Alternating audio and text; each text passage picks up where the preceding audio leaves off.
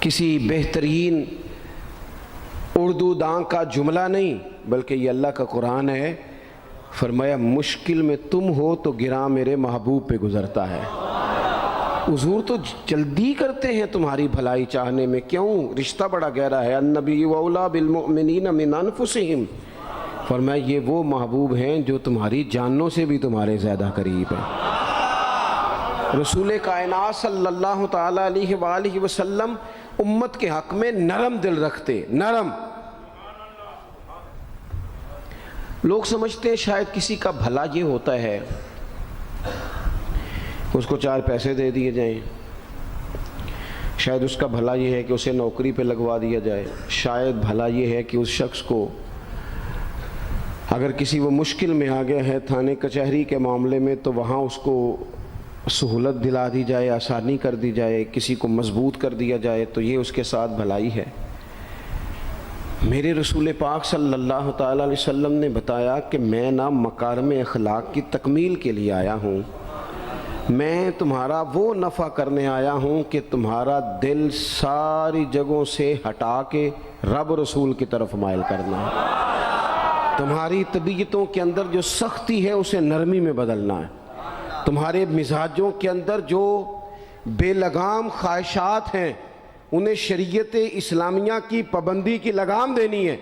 حضور سید عالم علیہ السلام نے لوگوں کی اصلاح کا جو دیکھیں نا، اگر کسی گھر میں بگڑے بچے سنور جائے نا تو روٹی تھوڑی بھی ہو تو گزارا ہو جاتا ہے، اگر گھر والے اخلاقاً اتنے اعلیٰ ہوں، ایک دوسرے سے پیار کرتے ہوں تو تھوڑے پیسوں پر بھی وقت گزر جاتا ہے۔ رسول پاک کا دل دھڑکتا تھا، کس لیے؟ صرف اس لیے نہیں کہ لوگوں کو نوکریاں مل جائیں، مال مل جائے، لوگ جو ہیں ان کے گھر کشادہ ہو جائیں، بلکہ حضور کا دل دھڑکتا تھا کہ لوگ دوزخ سے بچ جائیں، جنت کی طرف ان کا سفر ہو جائے۔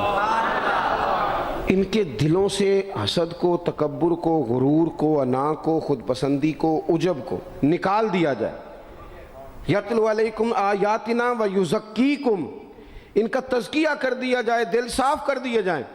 رسول پاک صلی اللہ علیہ وسلم احساس کے ساتھ جاتے ہیں۔ ہمارے ہاں نا تبلیغ ہوتی ہے لیکن اس میں درد نہیں ہوتا، الا ماشاء اللہ، اچھے لوگوں کی بات نہیں کرتا۔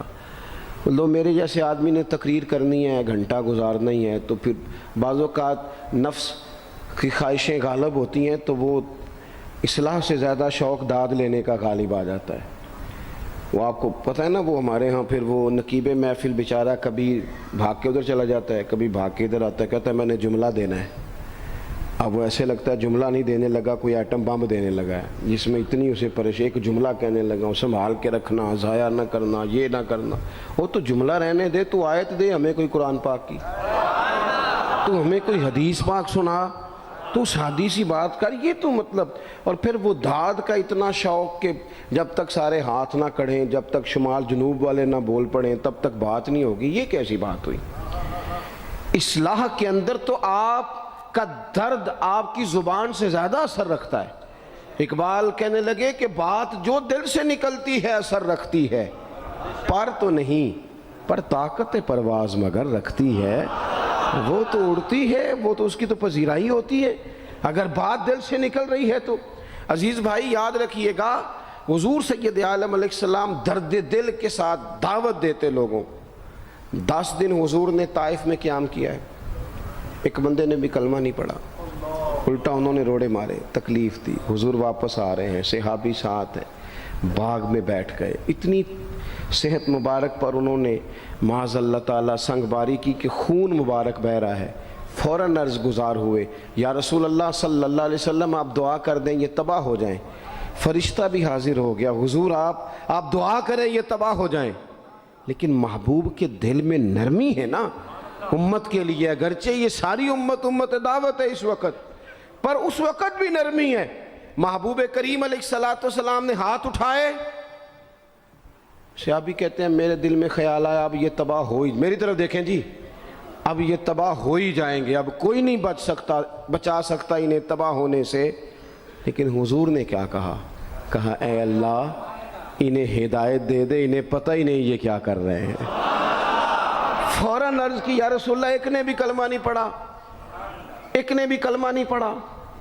کبھی پتھر مارنے والے کے لیے بھی دل میں احساس ہوتا ہے، ہمیں تو کسی نے کچھ بھی نہیں کہا, کوئی گالی نہیں دی, کچھ نہیں کہا, پر ہم سخت کیوں ہیں بھلا؟ وہ ہمارے پیچھے نہیں چلتا ہاتھ باندھ کے, جی میں ہاں نہیں ملاتا, تو ہمارا دل اس کے لیے سخت ہے. دو ہی تو بندے ٹھیک ہے دنیا میں, ایک میں ٹھیک ہوں اور ایک جو میری ہاں میں ہاں ملائے پوری وہ ٹھیک ہے. دونوں ہاتھ باندھ کے پیچھے چلے, تیسرے کو میں کیسے ٹھیک ہونے دیتا ہوں؟ میرا مزاج ہی نہیں. اللہ ماشاء اللہ ہماری طبیعت ہی نہیں ہوتی ایسی. خدا کے بندو, جب دل کشادہ ہوں, طبیعتیں کھلی ہوں, پھر اس طرح کا تھوڑی مزاج ہوتا ہے. کریم محبوب صلی اللہ علیہ وسلم سے عرض کی, حضور ایک نے بھی نہیں کلمہ پڑھا اور پھر بھی آپ کے دل میں اتنی وسعت ہے, آپ ہدایت کی دعا کر رہے ہیں. 10 دن لگائے, ایک شخص بھی نہیں آ رہا. تو محبوب کیا فرمانے لگے؟ کریم فرمانے لگے, مجھے پتہ ہے انہوں نے تکلیف دی ہے, ایک نے بھی کلمہ نہیں پڑھا, جلدی نہ پریشان ہو جایا کریں. کچھ لوگ جلدی کچے جملے بوئے, ساڑی قوم نہیں ٹھیک ہو سکتی جی, ایسمو لگتا کچھ نہیں ہو سکتا دی, یہ نہیں ٹھیک ہو سکتے, فلانے نہیں ٹھیک ہو سکتے. شکوہ ظلمت شب سے تو کہیں بہتر تھا, اپنے حصے کی کوئی شمع جلاتے جاتے. اللہ کے حبیب صلی اللہ علیہ وسلم سے عرض کی, یا رسول اللہ صلی اللہ علیہ وسلم ایک بھی نہیں مانا اور آپ نے پھر ہدایت کی دعا کی. تو یہ میرے محبوب کا امید کا طریقہ ہے. کریم فرمانے لگے, اگر آج یہ نہیں مانتے تو پھر بھی تباہی کی دعا نہیں کرنی, یہ نہیں مانتے تو ان کی آنے والی نسلیں مان جائیں گی, مان جائیں گے لوگ. اپنے دل میں جب آپ نرمی لے آتے, ہمارے نا سینکڑوں نوجوان گناہوں میں چلے گئے ایک ایک علاقے سے. جو آدمی گناہ میں مبتلا ہوتا ہے نا, وہ سخت تکلیف میں ہوتا ہے. انسان کو جو چیز سب سے زیادہ ستاتی ہے وہ اس کی اپنی غلطیاں ہوتی ہیں. حدیث میں فرمایا, ما حاک فی صدرک, کھٹکتا ہے سینے میں, چبھتا ہے گناہ. یہ تکلیف دہ معاملہ ہوتا ہے, تڑپتے ہیں لوگ, سسکتے ہیں. لیکن روایتی انداز سارا جب ہماری مجالس اور محافل میں ہو جاتا ہے, کوئی نہیں وقت دینے والا, پیار کرنے والا, تھپکی دینے والا, بازو تھام, کوئی نہیں. ایک تقریر وہ ہے جو میں آپ سے کرتا ہوں, بس ٹھیک ہے گھنٹہ گزارنا ہے, تو وہ بھی کئی میری طرح کے لوگ ہیں جو جمعرات کو فیصلہ کرتے ہیں سویرے کیا بیان کرنا ہے. حالانکہ میری طرح کے جو چھوٹے ہیں وہ ہفتے سے ہی تیاری شروع کر لیتے ہیں تاکہ کچھ غور فکر کر کے قوم کے سامنے رکھا جائے, ضروری. اب ایک تقریر میں آپ سے کرتا ہوں, سمجھانے کے لیے عرض کرتا ہوں. ایک تقریر ایسی ہے جو خطیب صاحب آپ سے کرتے ہیں, اور خدا نہ خواستہ اللہ تعالیٰ معاف کرے, صرف سمجھانے کے لیے, اگر ان کو پتہ چل جائے کہ ان کا بیٹا کسی غلطی میں مبتلا ہو گیا, تو پھر بھی اسی طرح ہی داد و تحسین کے لیے لش پش کر کے تقریر ہوگی؟ نہیں, پھر یہ انداز نہیں ہوتا. پھر تو بچہ کو سامنے بٹھا کے باپ اپنی پگڑی اس کے پیروں میں رکھتا ہے, پھر تو ماں دوپٹہ پیروں میں رکھتی ہے, کہتے پتر میری کمائی نہ اجاڑ دینا, اور نہ پتہ چلا تو سگریٹ پینے لگ گیا, خدا خیر کرے, تیری مہربانی. سوتا نہیں, اس کا چہرہ پریشان ہے. اب بات آئی ہے نا, اب یہ وقت آیا تبلیغ کا, اصلاح کا. اسے منت کر کے سمجھایا, اس کو گزارش کی. اس نے کہا ابا جی غلطی ہو گئی تھی, آئندہ نہیں کرتا. پوری اس نے تسلی دی, پھر بھی نہیں سوتا. بچہ تو وعدہ کر کے چلا گیا, پھر بھی نہیں سویا. وہ اپنے کمرے میں چلا گیا اور اس نے مصلی بچھا لیا. کہا یا اللہ یہ میری عمر کی کمائی ہے, مالک اسے ہدایت دے دے. او بھائی, جب تو اس انداز میں ملت کے ہر بیٹے کی اصلاح کرنے لگے گا, اور اس سے مراد صرف خطیب واعظ ہی نہیں, حضور نے ہم سب کے ذمہ لگایا تھا بلغ عنی ولو آیا. ہم سب کی ذمہ داری ہے لوگوں کے لیے, لوگوں کو قائل کریں. مجھے بتاؤ, اپنی ذات کے حق میں قائل کرنا ہو تو کرتے ہیں کہ نہیں؟ ہوتا ہے نماز کی دعوت ہم کیسے دیتے ہیں؟ ہم کہتے ہیں پڑھ لیے کر نماز, اتنے پیسے کہاں لے کے جائے گا, یہی دعوت ہوتی ہے نا. وہ کہتا ہے تو نے اپنی قبر میں جانا اور میں نے, یہ تو ہے ہمارا دین کے حق میں. وہ محفل میں آنا اگر ٹائم ملا تو ٹھیک, یہ ہے دین کے حق میں. اور جب اپنی باری آئے, کسی سے 50,000 روپے چاہیے تھے, فون کیا اس کو, ملنا تھا, وہ کہتا حکم کریں. کہتے نہیں ٹیلی فون والی بات نہیں. کہتے میں تو 2 بجے ملوں گا, تو 2:30 بجے مل, پر میں مل کے کر دی. پھر جاتے ہی اس سے 50,000 مانگا نہیں, پہلے منت کی, دکھ سنایا, پھر اسے ثابت کرایا کہ تیرے علاوہ دینا بھی کسی نے نہیں. سارے غلط بندے ہیں، تو ٹھیک ہے معاذ اللہ۔ پھر اس کو یہ بھی ثابت کرایا وقت پہ واپس کر دوں گا۔ اتنی ساری گزارش کر کے رو دھو کے جب وہ پورا قائل ہو گیا تو آخر میں کہا مجھے 50,000 صحیح کہہ رہا ہوں؟ ہاں نہ تو کرو نا، چلو ہلکا سا ایسے ایسے تو کرو نا، ہوتا ہے کہ نہیں ایسے؟ او بھائی اپنے حق میں قائل کرنا تھا تو تجھے سارا طریقہ آتا تھا، اور رب رسول کے حق میں قائل کرنے کا تجھے طریقہ ہی نہیں آتا، تجھے پتہ ہی کوئی نہیں کہ کیسے قائل کرنا ہے۔ اپنے لیے تو نے قائل مائل کرنا تھا، سارا پتہ تھا، سب خبر تھی کیسے منانا ہے، اور کسی کو مسجد کے لیے منانا تھا تو کہتا جی میری کو مانتے ہی نہیں، میری کون سنتا ہے۔ آپ جب تک اس درد سے، زازان نام کا ایک گویہ تھا بغداد میں، گاتا تھا، آواز بڑی سریلی تھی، بڑے لوگ اس کے گرد جمع ہو جاتے، حضرت عبداللہ ابن مسعود رضی اللہ تعالیٰ عنہ، حضرت عبداللہ ابن مسعود، یہ وہ خوبصورت ہستی ہیں کہ محبوب نے فرمایا ان سے قرآن سیکھا کرو، یہ اسی طرح پڑھتے ہیں جس طرح میرے اوپر نازل ہوا تھا۔ حضرت عبداللہ ابن مسعود رضی اللہ تعالیٰ عنہ صحابہ میں مفتی، صحابہ میں قاری، بڑے آدمی۔ حضرت عبداللہ ابن مسعود ایک دن گزر رہے تھے کسی مقام سے جہاں بھی وہ رہتا تھا، تو وہاں اللہ معاف فرمائے گانے بجانے کی مجلس سجی ہوئی تھی، وہ گا رہا تھا، آپ گزرے تو کانوں میں ہلکی سی آواز گئی، قریب ایک شخص سے پوچھا یہ کون ہے، کس کی آواز ہے؟ کہا حضرت یہ زازان نام کا ایک گویہ ہے۔ وہیں کھڑے کھڑے درد سے کہنے لگے کتنی سونی آواز ہے، کاش یہ قرآن پاک کی تلاوت کرتا، اتنی خوبصورت آواز ہے، کوئی تو ہو نا جو اس درد سے بات کرے، کاش یہ قرآن پاک پڑھتا۔ اور پھر دعا مانگتے آگے تشریف لے گئے۔ وہ جوان تھا، فارغ ہو کے باہر نکلا، لوگوں کا رش تھا، ایک شخص نے اسے روکے، کہا زازان ادھر آ، پتہ آج کیا ہوا؟ کہا جناب کیا؟ کہنے لگے جانتے ہو حضرت عبداللہ ابن مسعود کو؟ کہا جانتے ہیں۔ فرمایا وہ صحابی رسول صلی اللہ علیہ وسلم آج گزرے، تیری آواز ان کی سماعتوں سے ٹکرائی تو فرمانے لگے کاش یہ قرآن پاک پڑھتا۔ کہنے لگا صحیح بتاؤ انہوں نے میرا نام لیا ہے؟ صحیح بتاؤ میرے لیے کہا انہوں نے؟ میرے جیسے شخص کے لیے میں سوچ بھی نہیں سکتا، میں کہاں وہ کہاں، میرا نام لیا ہے؟ کہاں؟ تھوڑی دیر رکا، چند لمحوں پتہ نہیں سوچے کہاں کہاں کا سفر کر کے آئیں، وہ ساری سوچیں درد بن کے آنسو بنی، اور پھر آنسو داڑھی پہ ٹپکے چہرے پہ آئے۔ پھر لوگوں سے پوچھنے لگا گھر کا پتہ بتاؤ گے؟ کہا وہ فلاں جگہ پہ موجود ہیں۔ دوڑا گیا، دروازے پہ دستک دی، حضرت عبداللہ ابن مسعود آئے، کہا کون ہو بیٹا؟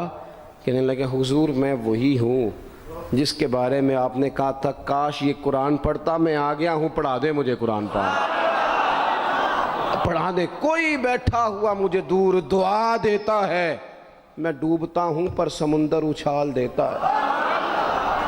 کسی سے تو آپ پیغام حق کہیں، کسی کو تو دعوت خیر دیں، یہ سب سے بڑا بھلا ہے۔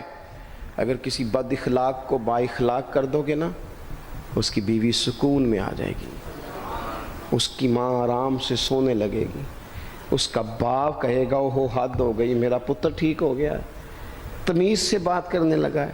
بچے پریشان ہوتے ہیں، بچے، میں بیٹھا تھا کھانا کھا رہا تھا گھر میں، تو میرے گھر والے کہنے لگے مدرسے کا کوئی بچہ باہر ہے، بڑا سخت رو رہا ہے۔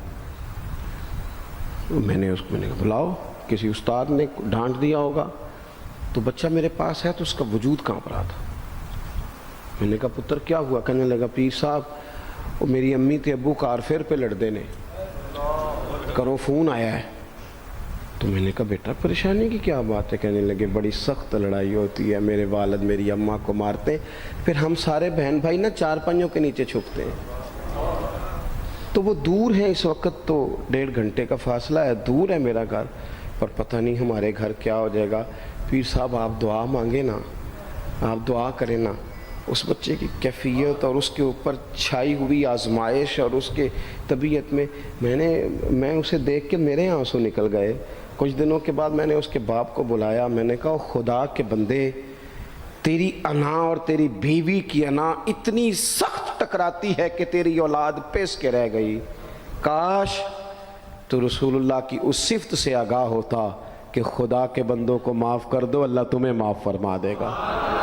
کاش تمہارے اندر وہ کیفیات ہوتی، تمہارے بچے میلوں دور رہ کے بھی تڑپتے ہیں کہ جانے گھر میں، کیوں؟ اس لیے کہ گنجائش نہیں دلوں میں، کوئی اخلاقی تعلیم نہیں۔ ہم نے اپنے گھروں کو خود اپنے ہاتھوں سے اتنا آزمائش کا گھڑا بنا لیا ہے، لڑائیاں، جھگڑے، مصیبتیں، کیوں؟ کہ پیسوں کی تو تبلیغ روز ہوتی ہے کہ کمانے چاہیے، مال کی تبلیغ تو روز ہوتی ہے، درد نہیں بٹتا، اخلاق کی بات نہیں ہوتی۔ او سجنوں، ہمارا غریب گھر تھا، پر میرے ابا جی جب گندم کا سیزن ختم ہوتا گھر میں لے کے آتے تو ہمارے گھر کے سین میں کھڑے ہو کے فرماتے، لو پتر کسی دا گھر وال نہیں تکنا، میں دانے پاتے نے پھڑو لیتے تو تہاڈی ماں نے اچار پا دیتا ہے، آپ پرواہ نہیں۔ اس سادگی کے ساتھ، اس آسانی کے ساتھ گزارا ہوتا تھا۔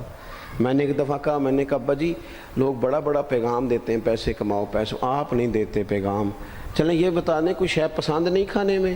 کہنے لگے بیٹا بھوک لگی ہو تو ہر شے پسند ہو، نہ لگی ہو تو نخرہ ہی نخرہ، اگر طلب ہوگی تو یہ بھی تمہیں نفع دے گا، لیکن اپنے گھر میں سکون رکھنا، اطمینان رکھنا، اس ٹینشن سے اپنے ایک دوسرے کو اخلاق کا سبق پڑھائیں، دلوں کی نرمی کا درس دیں، تھوڑی سی کوشش کریں جس سے ہمارے گھر بچ جائیں، اور اگر کوئی بندہ گناہگار نظر آئے تو اس پر تنقید نہ کریں، تنقید نہ کریں، مجھے صحیح بتانا، دل پہ ہاتھ رکھ کے۔ خدا نہ خواستہ کسی کا بچہ بچی معاذ اللہ، اللہ بچائے سب کو، بگڑ جائے تو کیا وہ چوک میں کھڑے ہو کے چسکے لے لے کے بتائے گا کہ بچہ میرا بگڑ گیا؟ بولو سارے، بولو جلدی سے۔ تو پھر پڑوسیوں کا بچہ بگڑا ہے تو پھر چسکے کیوں لیے؟ گلی میں کسی کی بیٹی سے معاذ اللہ خدا نہ خواستہ کوئی ایسی غلطی ہو گئی تو جگہ جگہ باتیں کی، تیاں سانجیاں نہیں ہوندیاں؟ اپنے بچے کے بارے میں جب تو کہتا ہے چھپ جائے بات، دیکھنا۔ حضرت سیدنا جنید بغدادی کہتے ہیں میرے ماموں تھے حضرت سری سختی، میں اپنے ماموں سے ہی بیعت تھا، انہی کی خدمت میں رہتا تھا۔ فرماتے ہیں ہم جا رہے تھے، ایک دن انہوں نے چھڑی پکڑی ہے، ایک ہاتھ میں مجھے تھاما، تھوڑا آگے گئے تو رش تھا، چند لوگ کھڑے تھے، تو حضرت سری سختی مجھ سے کہنے لگے جنید دیکھ تو صحیح رش کیوں ہے؟ تو میں گیا تو ایک نوجوان شراب پی ہے، معاذ اللہ نشے میں دھت لیٹا ہے، ارد گرد لوگ کھڑے، اور وہ چونکہ پوری طرح اس پر نشہ غالب ہے تو اول فول باتیں کر رہا ہے، لوگ بھی اس کے ساتھ جو ہے وہ ہنسی مذاق کر رہے ہیں، اس کا مذاق اڑا رہے ہیں، رش ہے۔ میں نے آ کے کہا حضور دفع کریں، ایک شرابی لیٹا ہے، لوگ بھی مذاق اڑا رہے ہیں اور بس ایسے شغل لگا ہوا ہے۔ سارے لوگ تماش بین نہیں ہوتے، ہاں۔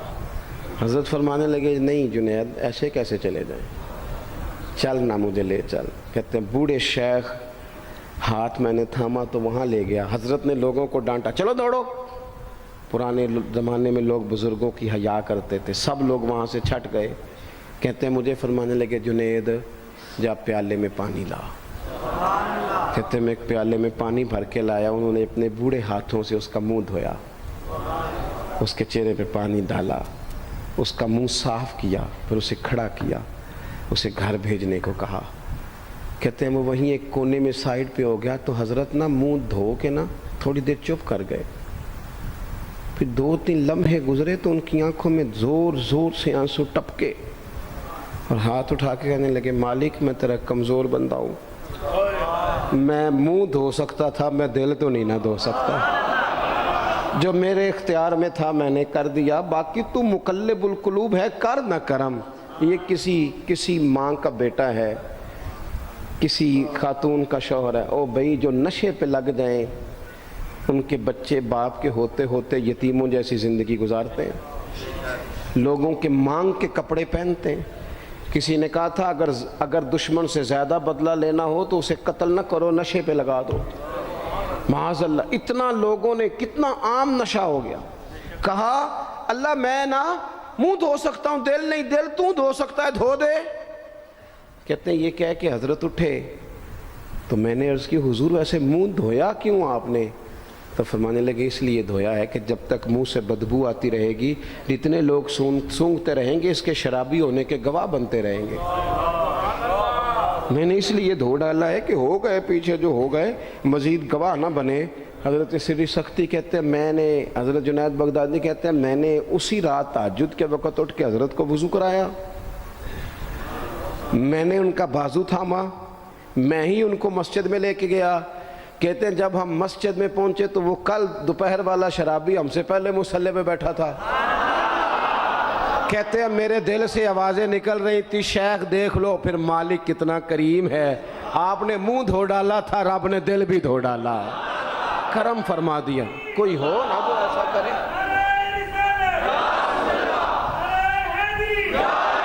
آؤ نا سنگیوں ملیں، ایک دوسرے کا منہ تو دھونا شروع کرے نا، آؤ نا ایک دوسرے کو یہاں تک تو ہم یہاں تک وضو کا پانی تو فراہم کرے نا، کچھ تو خیر تقسیم کرے۔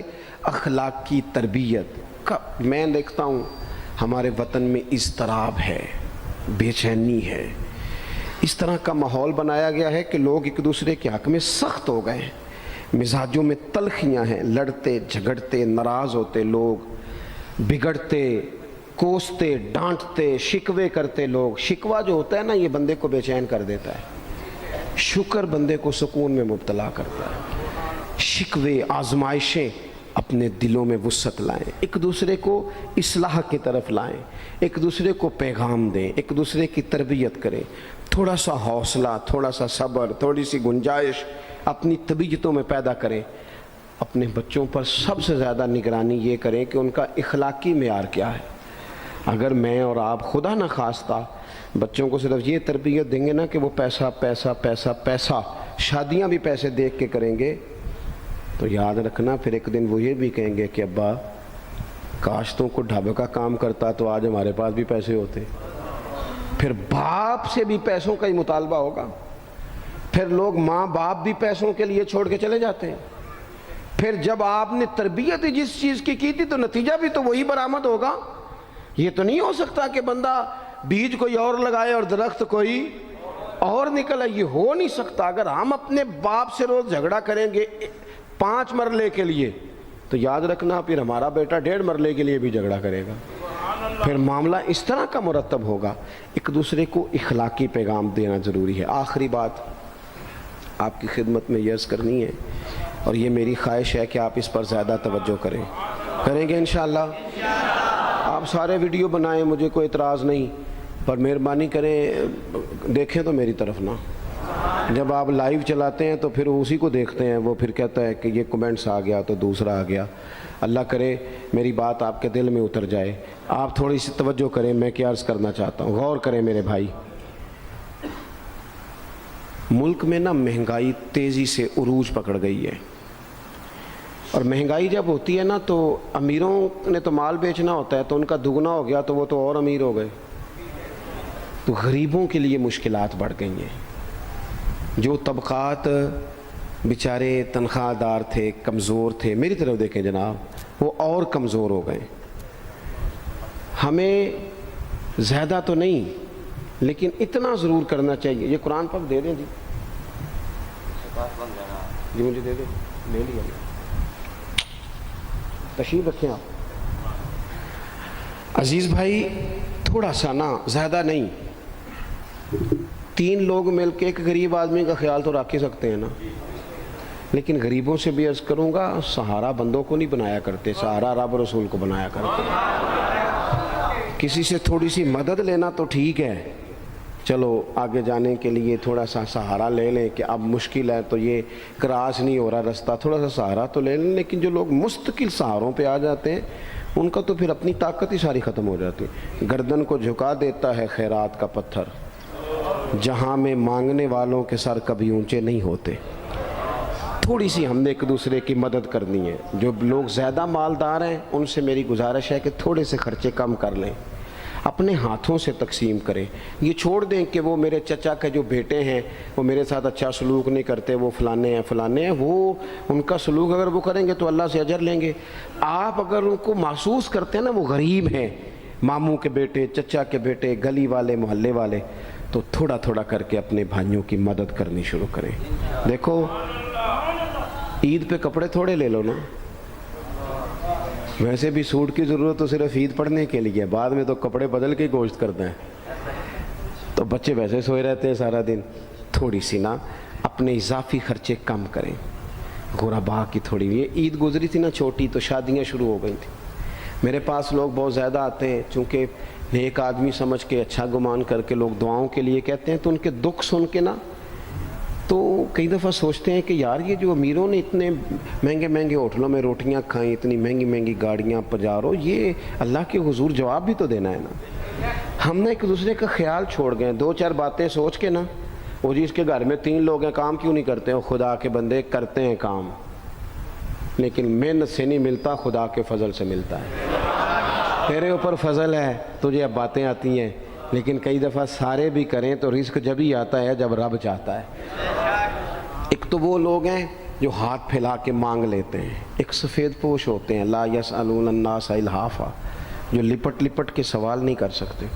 उनको देखें, बिलखुसूस अपने बहन भाइयों में, करीबी रिश्तेदारों में, पड़ोसियों में थोड़ी थोड़ी लोगों की मदद करें और अपने खर्चे बतदरीज कम करें। ख्वाहिश तो बच्चों की तरह होती है, एक ख्वाहिश पूरी करें तो दूसरी पैदा हो जाती है, दूसरी पैदा करें तो 4 ख्वाहिशें और खड़ी हैं। ये नफ्स तो बच्चे की तरह है।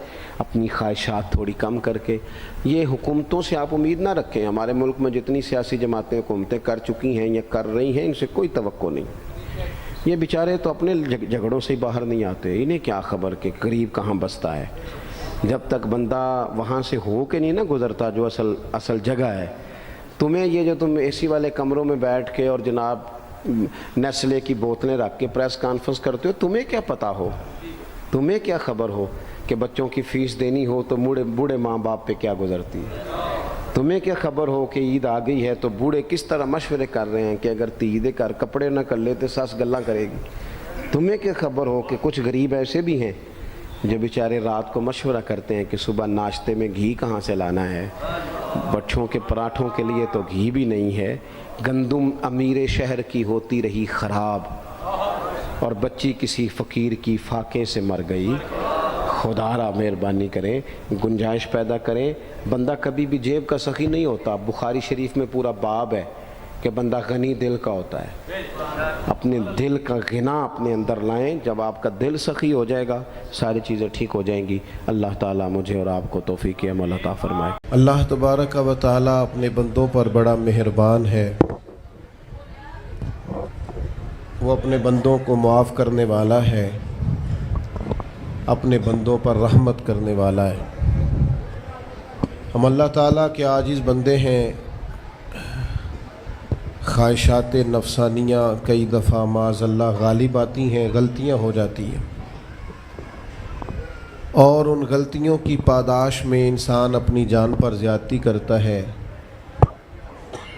अल्लाह ताला माफ़ करे तो उसका सफ़र अल्लाह के अज़ाब की तरफ होता है। अब हमें ये हुक्म है कि हम सब बार बार इस्तिग़फ़ार करें, अपने रब की बारगाह में उसके हुजूर तौबा करें, अल्लाह से माफ़ी के खास्तगार हों। नबी पाक अलैहिस्सलातु वस्सलाम ने तालीम उम्मत के लिए फ़रमाया है कि मैं दिन में 100 बार अपने रब से इस्तिग़फ़ार करता हूँ। बार बार उसकी तरफ रुजू किया जाए, बार बार अपने रब के हुजूर माफ़ी मांगी जाए और बार बार जायज़ा लिया जाए अपने आमाल का। बार बार कोशिश की जाए कि हम अपने आप को संवारें, हम अपने आप को बदलें, अपने अंदर तब्दीली लाएं। हम ऐसे आमाल करें जिसकी बरकत से अल्लाह ताला हमें माफ़ फरमाए। कोशिश करें कि हम बार बार अपना हिसाब करें, मुहासबा करें। हमारे यहाँ ये होता है कि लोग अपनी जिस्मानी सेहत का तो बड़ा ख्याल रखते हैं कि मेरी तबीयत ठीक नहीं, टेस्ट करा लूँ, ये चीज़ खाऊँ, ये ना खाऊँ, मैं गौर करूँ कि किस चीज़ से मेरी तबीयत ख़राब होती है, किस से बेहतर होती है, इसका बड़ा लिहाज और ख़याल किया जाता है। लेकिन रूहानी ज़िंदगी किस से बर्बाद होती है, कौन से गुनाह हैं जो बातिन को उजाड़ देते हैं, दिल को तबाह कर देते हैं, इखलाक का जनाजा निकाल देते हैं, उस पर हम गौर नहीं करते। अपनी सारी ज़िंदगी अपना ज़ाहिर संवारने में गुजार देते हैं और दिल जिस पर रब करीम की नज़र करम रहती है उस पर हम तवज्जो नहीं करते। सबसे पहले तो अपना मुहासबा करें ज़िंदगी में। حضرت عمر رضی اللہ تعالیٰ عنہ ایک جملے میں بات بہت بڑی ارشاد فرما گئے. آپ فرماتے ہیں کہ اپنا حساب کرو اس سے پہلے کہ تمہارا حساب کیا جائے. پھر حساب کیا جائے گا تمہارا پھر مشکل ہوگی. تو ابھی سے اپنا حساب کیا جائے. اب ان لوگوں کا معاملہ ہے جو دنیا سے رخصت ہو گئے. انسان خیر اور بدی اس کا مجموعہ ہوتا ہے. انسانوں میں نیکیاں بھی ہوتی ہیں, کمزوریاں بھی ہوتی ہیں. اب ہم میں سے جو دنیا سے رخصت ہو گئے ہیں ان کے تعلق سے ہمارے کچھ ذمہ داریاں ہمارے ذمے بچتی ہیں. ایک تو ہم سب کا معاملہ ہے, وہ میں نے پہلے عرض کر دیا کہ ہمیں اپنا حساب کرنا ہے, اپنے معاملات کو دیکھنا ہے, استغفار کرنا. پھر یہ کہ جو لوگ رخصت ہو گئے ان کے لیے کیا کریں. تو چونکہ انسان میں کمیاں بھی ہوتی ہیں, خوبیاں بھی ہوتی ہیں, تو سب سے پہلے تو اللہ کے حبیب علیہ السلام نے ہمیں فرمایا ہے کہ اذکروا محاسن موتاکم. جب تم میں سے کوئی رخصت ہو جائے تو اس کی اچھی اچھی باتوں کا ذکر کرو.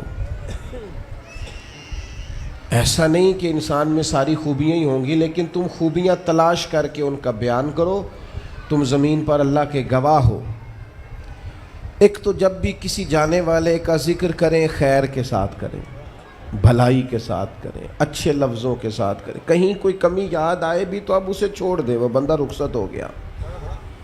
اس کا ذکر خیر کے ساتھ کرنا, اس کو ذہن میں ضرور بٹھائیں. دوسری بات یہ کہ جب کوئی دنیا سے جائے تو اس کی طرف سے ایصال ثواب کریں,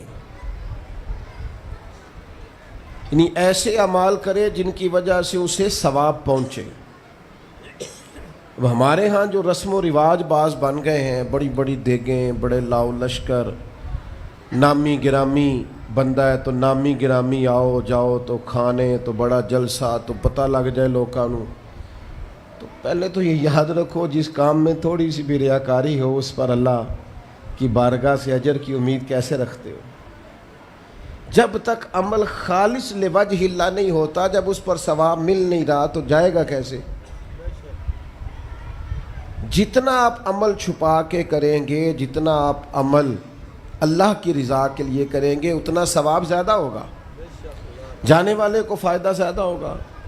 وہ میں ختموں پہ جاتا ہوں کئی دفعہ تو وہ کہتے ہیں اتنے لاکھ روپیہ مسجد کو دیا, اس کا بھی اعلان کر دیں. اتنے قرآن پاک پڑھے ہیں تو اس کا بھی اعلان کر دے. کس کو بتا رہے ہو اعلان کر کے؟ اللہ کو تو پتہ ہے تم نے کیا پڑھا ہے. یہ پرچیاں پڑھ پڑھ کے کس بات کی سنا رہے ہو, کیا مطلب ہے اس کا. حضرت عبداللہ ابن مسعود رضی اللہ تعالیٰ عنہ فرماتے ہیں بعض ریاکار مر کے بھی ریاکاری نہیں چھوڑتے. حضور مر کے ریاکاری نہیں چھوڑتے, مرنے کے بعد کیسے ہوگی. فرماتے ہیں ان کی خواہش ہوتی ہے جنازے بڑے ہونے چاہیے, لوگوں کو پتہ لگ جائے فلانا گیا. مرنے کے بعد بھی تو دکھاوا کر رہا. حضرت ابو ذر غفاری رضی اللہ تعالیٰ عنہ کا جنازہ چند لوگوں نے پڑھا ہے, 4-5 لوگوں, اور حضور کے محبوب ترین صحابی ہیں. بڑا جنازہ بھی بڑی بات ہے, اللہ تعالیٰ توفیق دے تو اچھے لوگوں کے بڑے جنازے. لیکن کسی کا جنازہ چھوٹا بھی ہو جائے تو مطلب یہ نہیں کہ بندہ ٹھیک نہیں تھا. بات کی سمجھ آ رہی ہے.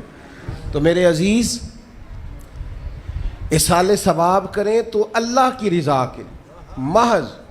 پتہ ہوتا ہے محلے میں غریب کون ہے, اپنے والد اور والدہ کے نام پر غریب کو دے دیں. کسی مقروض کی مدد کریں, اس بیچارے کی جان چھوٹ جائے. آپ کوئی گلی ٹھیک کرا دیں جہاں سے لوگوں کا گزرنا آسان ہو. آپ کچھ ایسا نظام کر دیں جس سے لوگوں کے لیے آسانیاں پیدا ہو جائیں. لیکن آپ محض وہی کام کریں گے جس سے دکھاوا ہوگا تو کیا امید کرتے ہیں اس پر اجر کی. تو ایصال ثواب دیکھیں قوم کو ضرورت کیا ہے, وہ والا ایصال ثواب کریں. حضرت سعد رضی اللہ تعالیٰ عنہ نے جب آن کر کے عرض کیا تھا کہ یا رسول اللہ صلی اللہ تعالیٰ علیہ وسلم, میری والدہ کا انتقال ہو گیا ہے تو میں ان کے لیے کیا کروں. تو محبوب نے فرمایا کہ فلاں جگہ پانی کی قلت ہے تو وہاں کنواں کھدوا دے. معنی کیا ہے کہ اس پانی پینے سے اللہ تبارک و تعالیٰ تیری ماں کو اس کا اجر عطا فرمائے گا. صدقہ تو جس چیز کی ضرورت ہے آپ وہ چیز کر کے دیں. اور ختم چپ کر کے بھی ہو جاتا ہے, گھر کے اندر بھی ہو جاتا ہے, اکیلے بھی ہو جاتا ہے, اس کے لیے لاکھوں کروڑوں لگانے کی کوئی ضرورت بھی نہیں. چوتھی بات, تیسری بات, کوشش فرمائیں کہ جو نیکیاں جانے والا کرتا تھا وہ نیکیاں جاری رہیں. اس کے بچے, اس کی اولاد, اس کے سارے رشتہ دار ان نیکیوں, اگر وہ کوئی بھلائی کرتا تھا تو وہ بھلائی ہوتی رہے, وہ جاری رہے, وہ سلسلہ آگے بڑھایا جائے. ہم یہ کرتے ہیں کہ ہم خیر کے کاموں کو جاری نہیں رکھتے, بلکہ والد کے جانے کے بعد تو بچے بڑے سیانے ہوتے ہیں, وہ کہتے ہیں ابا جی کو تو بس وہ فلانا غریب بھی لوٹ کے لے جاتا تھا, فلانا بھی اپنی مجبوری سنا کے, تو ہم تو سیانے ہیں. او خدا کے بندے, حضور علیہ السلام نے فرمایا تمہیں جو روزی دی جاتی ہے وہ تمہارے کمزوروں کی وجہ سے دی جاتی ہے. وہ جو ضعیف کمزور لوگ تمہارے دسترخوان سے کھا جاتے ہیں ان کے سبب سے اللہ تعالیٰ تمہیں عطا کرتا ہے. تو اس لیے یہ تو کوئی طریقہ نہیں ہے کہ آپ کے بزرگ خیر کا کام کرتے تھے, آپ نے چھوڑ دیا. تو آپ ایک کام یہ کریں کہ ان کی نیکیاں جاری رکھیں. اور چوتھی بات یہ کہ ان کے لیے دعا کریں. دعا ہمیں حضرت ابراہیم نے سکھائی ہے, سورہ ابراہیم میں موجود ہے. ربنا اغفر لی ولوالدی, یا اللہ مجھے بھی بخش دے اور میرے ماں باپ کو بھی. وللمؤمنین یوم یقوم الحساب, اور جس دن تو حساب لے اس دن سارے مومنوں کی بخشش فرما دے. ایک شخص نے نا حضور علیہ السلام کے سامنے دعا مانگی, اللہ مجھ پہ رحم فرما اور اپنے نبی پہ رحم فرما. حضور فرمانے لگے تو نے اللہ کی رحمت کو محدود کیوں کر دیا ہے, تم کہہ سارے مومنوں پہ رحم فرما, سب پہ رحم فرما. بھائی سب کے لیے دعا مانگیں. یہ 2-4 بچوں کا موبائل کا مسئلہ رہ گیا, باقیوں کا بیٹا بیٹھ جاؤ, پیارے بیٹے بیٹھ جاؤ, پتر بیٹھ جاؤ, آپ بھی بیٹھ جاؤ بیٹے. آپ بیٹھ کے بنائیں, اس میں کیا رہ جائے, کھڑے ہوتے ہیں بیٹا تو پچھلوں کو دقت ہوتی ہے. سنو, زیادہ غور سے سنو. میں تھوڑی تقریر کرنے والا مولوی ہوں, لیکن یہ اللہ کا فضل ہے کہ میں اگر 20 منٹ بات کروں گا تو اس 20 منٹ کے اندر آپ کو 20 سبق ضرور حاصل ہوں گے انشاءاللہ تعالی. ہاں, وہ کوشش ہوگی کہ وہ جتنی بات ہے وہ تربیتی ہے. وہ بعض دوستوں کا خیال ہوتا ہے لمبی تقریر کرے, میں کیا ہوتے وہ بندہ کر سکتا جنہیں ایک شعر ہی 20 منٹ پڑھنا ہوگے, اجے مزہ نہیں آیا, اجے دوبارہ پڑھو, اجے رل کے پڑھو, تو وہ تو پھر 1.5 گھنٹہ بھی کام چل سکتا ہے. تو جس نے ٹو دی پوائنٹ بات کرنی ہو اس کے لیے تو 10 منٹ بھی بڑے ہوتے ہیں. اور ویسے بھی تقریریں پیٹ بھرنے کے لیے نہیں ہوتی, عمل کرنے کے لیے ہوتی ہیں. اب تو میں ویسے بھی ذرا مصروف زیادہ ہو گیا ہوں, بہت ساری جگہوں پہ جا نہیں پاتا. تو ایک جگہ میں گیا تو ایک بزرگ مجھے کہنے لگے پچھلی دفعہ تسی 40 منٹ تقریر کی تھی سی, حید کی زیادہ کرنی. میں کہا 40 منٹ والی تھی عمل ہو گیا جی. تو اگر تقریریں کانوں کی لذت کے لیے سننی ہے تو سنتے رہیں, پھر تو کئی راتیں لوگ جلسے سنتے ہیں. مقصود کیا ہے, نتیجہ کیا ہے, جو عرض کر رہا ہوں اس پر غور کریں, سب کے لیے دعا کریں. ایک بات خاص کرنے لگا ہوں, حضرت ابراہیم نے تو بخشش بھی سب لوگوں کی مانگی. حضور علیہ السلام بھی دعا کرتے تو امت کے لیے دعا کرتے. کبھی اپنے بھائی کے لیے بھی تو دعا کرو نا یار, اللہ تعالیٰ اسے بھی ذرا زیادہ روزی دے. بھتیجوں کے لیے بھی دعا کرو, بھانجوں کے لیے بھی کرو. توجہ ہے آپ کی میری بات پہ؟ ادھر دیکھیں جی, غور کریں بات. ویسے دعا کرنی چاہیے کہ نہیں محلے داروں کے لیے کہ یا اللہ ادھر والا پڑوسی بھی امیر کر دے, تو ایس پاسے والا بھی ہنس دے ہو, ہاں نہ نہیں کر دے. یہ دعا مانگنی چاہیے کہ یا اللہ میرے پڑوسیوں کو. نہیں آپ بول ہی نہیں رہے, تسا کتوں منگنی دعا, منگنی چاہیے نا. مانگتے ہیں ہم.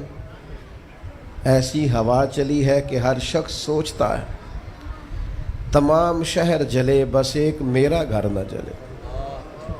او خدا کے بندے کبھی محدود نہ کر خدا کی رحمت, سب کے لیے مانگ اس سے, وہ بڑا کریم ہے. تو کہہ یا اللہ سب کو دے اور سب کے صدقے ہمیں بھی دے.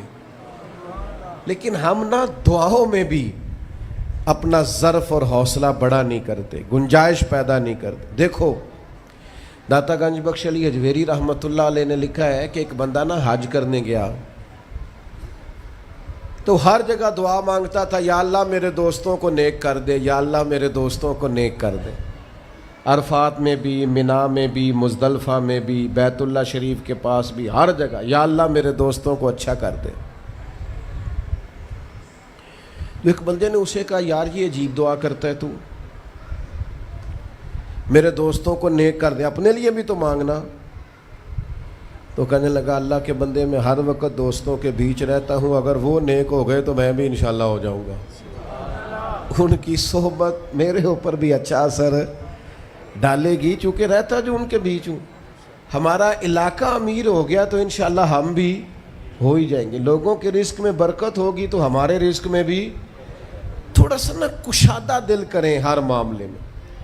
اور سنیں حدیث پاک، نبی کریم علیہ الصلوۃ والسلام نے فرمایا، جو دعا اپنے بھائی کی غیر موجودگی میں اس کے لیے مانگی جاتی ہے نا، اللہ وہ دعا جلدی قبول فرماتا ہے. اور حضور فرماتے ہیں جب تم اپنے بھائی کی غیر موجودگی میں اس کے لیے دعا مانگتے ہو، اللہ تمہارے سرانے فرشتہ کھڑا کرتا ہے اور فرشتہ کہتا ہے، مالک جو یہ اس کے لیے مانگ رہا ہے پہلے اسے عطا فرما. تو کیسی سعادت کی بات. لیکن سینہ کشادہ کرنا پڑے گا، دل بڑا کرنا پڑے گا، حوصلہ بڑا کرنا پڑے گا.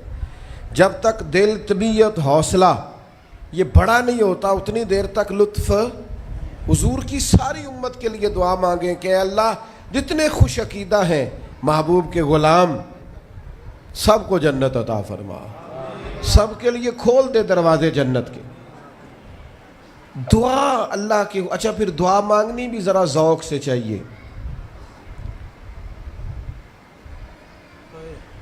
کسی بندے نال ذاتی کام ہوئے، ذاتی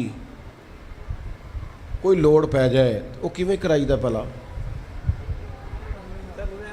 جی؟ تو پتہ ہے سارے گل دا. السلام علیکم جناب. کہندا وعلیکم السلام. کتھے ہو جی؟ میں تے دور ہاں کدھرے، تسی حکم کرو. کہندا نہیں ٹیلی فون والی گل ہی نہیں، مینوں مل کدھرے. اور رات کو کسی وقت کہتا میں 2 بجے آؤں گا، میں جاگنا یار مجبوری بڑی ہے، تو پاویں 3 بجے آ، مینوں مل کے سویں. پھر اس کو جا کے مجبوری بتاتے ہیں، کلیاں قسمیں اٹھاتے ہیں. اور یہ بھی اس کو کہتے ہیں بار بار کہ میں سارے دوستاں، سنگیاں، ساتھیاں، ساکاں نو آکھ بیٹھا، تیرے تو بغیر گل کو نہیں سنی کسی بھی. پورا قائل کرتے ہیں اس کو، پورا مجبور کر دیتے ہیں مدد کرے. کرتے ہیں کہ نہیں ایسا؟ لوگ کرتے ہیں نا. اور تمہیں پتہ ہے بندہ کیسے مانتا ہے، منا لیتے ہو تو سیکھ جاؤ نا رب کیسے مانتا ہے. کبھی بیٹھو نا اکیلے مصلی بچھا کے اور کہو نا اس سے کہ مالک تیرے سوا کدھر جائے، کس سے کہیں، کس کی بارگاہ میں عرض کریں، کون ہے جس کے حضور جائیں. ایک بزرگ تھے تو ان کی بڑے درد سے دعا مانگتے تھے. تو کسی نے کہا کہ آپ نے دعا مانگنے کا طریقہ کس سے سیکھا؟ کہنے لگے اپنی بیوی سے. بیوی سے کیسے سیکھا؟ تو وہ کہنے لگے میری بیوی کو کوئی کام تھا گھر کا، کوئی خرچہ اس نے مجھے بتایا، تو میں نے اسے کہا ابھی میرے پاس پیسے کوئی نہیں، آتے ہیں کہیں سے تو دیتا ہوں، کرا دیں گے. عورتوں کی عادت ہوتی ہے 2-4 دن کے بعد پھر یاد کرایا کہ وہ کام گھر کا ہونے والا ہے.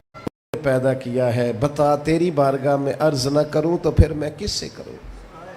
بندے تو بات سنتے ہیں تو پھر وہ پردے کھول دیتے ہیں، دیتے کچھ نہیں اور لوگوں کو سناتے ہیں فلانا آیا جی پیسے پہ منگدا ہے. ایک سنگی سی ایک دفعہ تے انہیں بھائی دا تگڑا ہے چنگا، دور کسی سنگی کو لونے کو مدد لئی تھوڑی.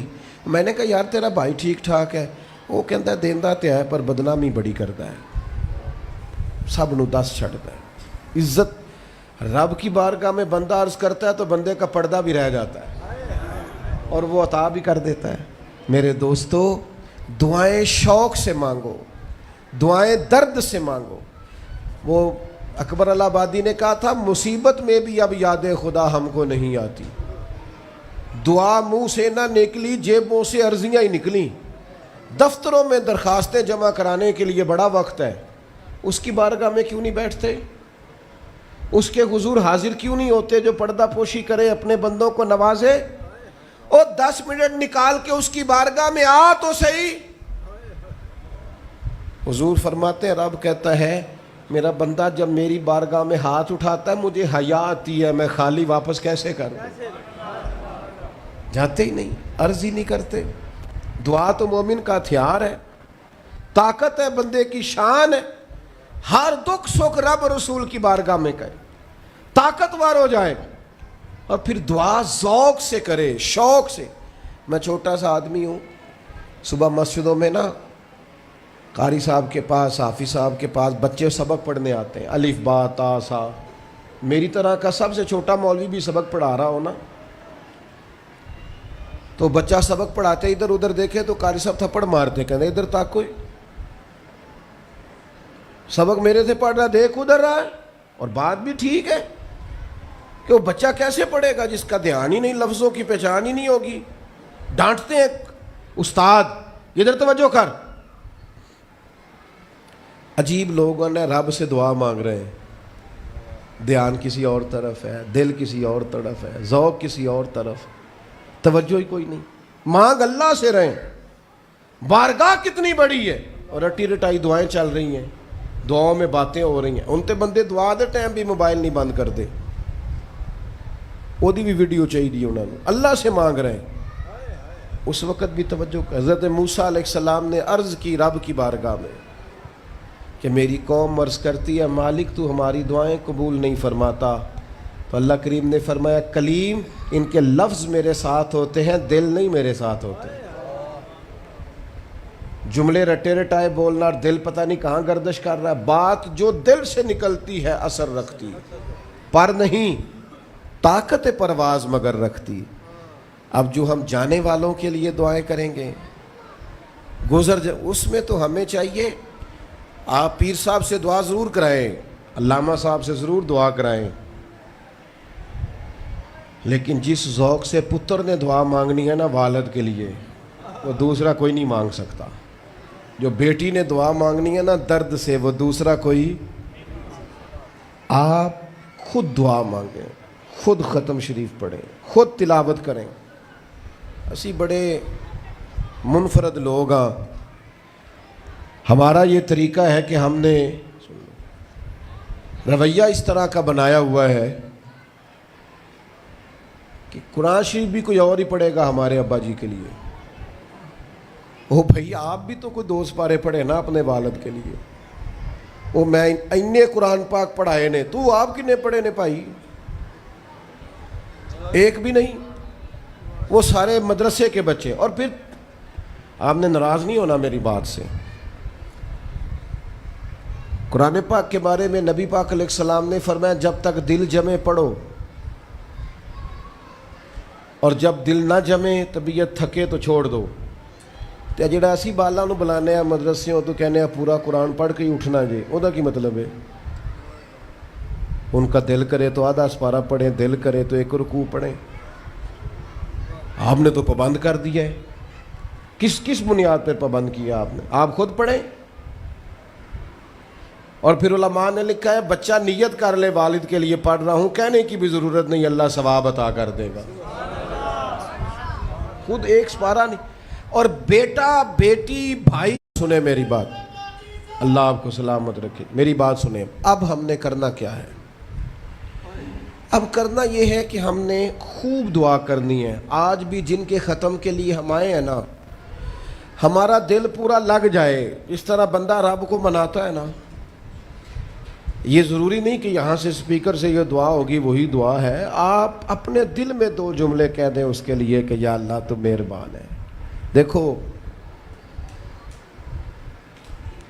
لمبا نہیں یاد رکھتے لوگ، جو قبروں میں پڑے رہ گئے، آہستہ آہستہ بندے بھولنے لگتے ہیں۔ جب کسی کا انتقال ہوتا ہے لوگ روز قبرستان جاتے ہیں، پھر تھوڑے دنوں کے بعد یہ روٹین کیے، فرمایا قبر والا ماں، میرا باپ، میری اولاد میرے لیے دعا کریں، میرے اپنے میرے لیے دعا کریں، وہ تو انتظار کر رہا۔ دوستو اپنے جانے والوں کا بہترین تحفہ ان کے لیے دعا کرو. میری والدہ میرے والد چلے گئے, کوئی مجھ سے پوچھے نا ان کے لیے کیسے دعا کرتے تو میں کہتا ہوں میری سانسیں بھی دعا کرتی, میری دھڑکنیں بھی دعا کرتی. ایک دن نہیں, ایک دن میں کئی دفعہ جب بھی خیال آتا ہے ان کے, قرآن مجید نے خود توجہ دلائی, وَقُلْ رَبِّ ارْحَمْهُمَا كَمَا رَبَّيَانِي صَغِيرًا. اللہ کہتا ہے کہو اے اللہ ان دونوں پہ رحم فرما, جب میں چھوٹا تھا تو میری انہوں نے پرورش کی تھی. رب نے دعا سکھائی. بھائیو, صرف مسلمان کا آج موبائل بھی آباد ہے, فوٹو بھی آباد ہے, اور دسترخوان بھی آباد ہے, اور ہوٹل بھی آباد ہے. جس چیز کو آباد نہیں کرتے وہ مسلح ہے. مسلح کمزور ہے, مسلح طاقتور ہونا چاہیے. وہ بندہ طاقتور ہے جسے اللہ سے جڑنا آتا ہے, دعائیں مانگنی آتی, التجائیں کرنی آتی. خوب دعائیں مانگیں, خوب اس کی بارگاہ میں حاضری دیں. آخری بات آپ سب کے لیے میری یہ ہے کہ ہم سب نے دنیا کو چھوڑ کے جانا ہے. ہم دنیا میں اچھے عمل کرنے آئے ہیں.